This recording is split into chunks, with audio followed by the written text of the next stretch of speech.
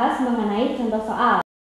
Sebuah perusahaan farmasi memiliki hak paten untuk memproduksi vaksin. Hak paten tersebut dibeli dengan harga 500 juta dengan masa manfaat ekonomis sebesar 10 tahun tanpa nilai sisa. Buatlah penyesuaian amortisasi tiap akhir tahun. Oke, jadi sekarang kita masuk ke bagian penyelesaiannya. Amortisasi tiap tahun diasumsikan menggunakan metode garis lurus. 500 juta dibagi 10 tahun sama dengan 50 juta per tahun.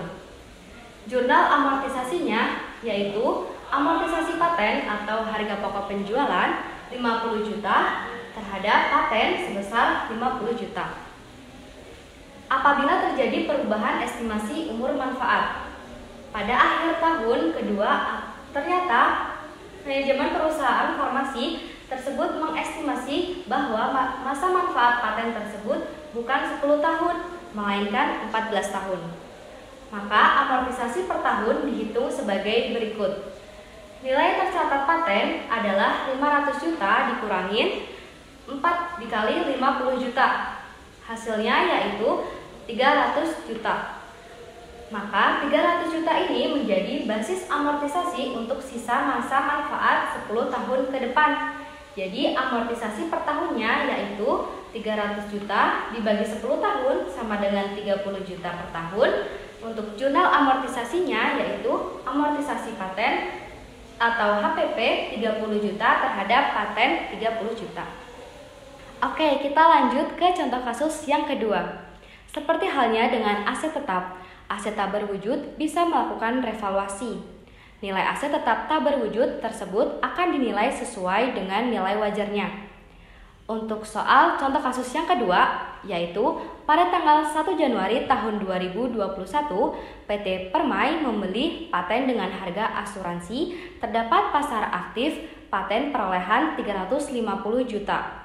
Diestimasi masa manfaatnya adalah 5 tahun. PT Permai memilih menggunakan model revaluasi untuk pengukuran aset tak berwujud.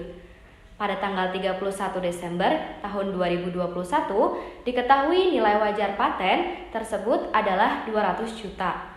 Estimasi masa manfaatnya tidak berubah. Oke, di sini kita melakukan penyelesaian. Sebelumnya kita harus menghitung perhitungan revaluasi menggunakan metode gross up dan netting. Amortisasi per tahun sama dengan 350 juta dibagi 5 tahun sama dengan 70 juta.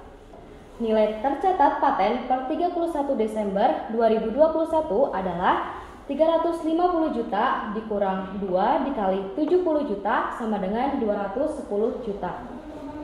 Revaluasi sama dengan 200 juta dikurang 210 juta sama dengan minus 10 juta.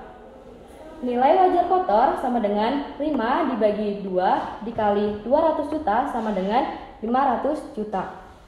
Untuk menentukan jurnal metode gross up yaitu paten didebit sebesar 200 juta, kerugian revaluasi didebit sebesar 10 juta terhadap akumulasi amortisasi dikredit sebesar 210 juta. Oke, selanjutnya ada jurnal metode netting. Akumulasi amortisasi debit sebesar 140 juta terhadap paten dikredit sebesar 140 juta. Kerugian revaluasi didebit sebesar 10 juta terhadap paten dikredit sebesar 10 juta.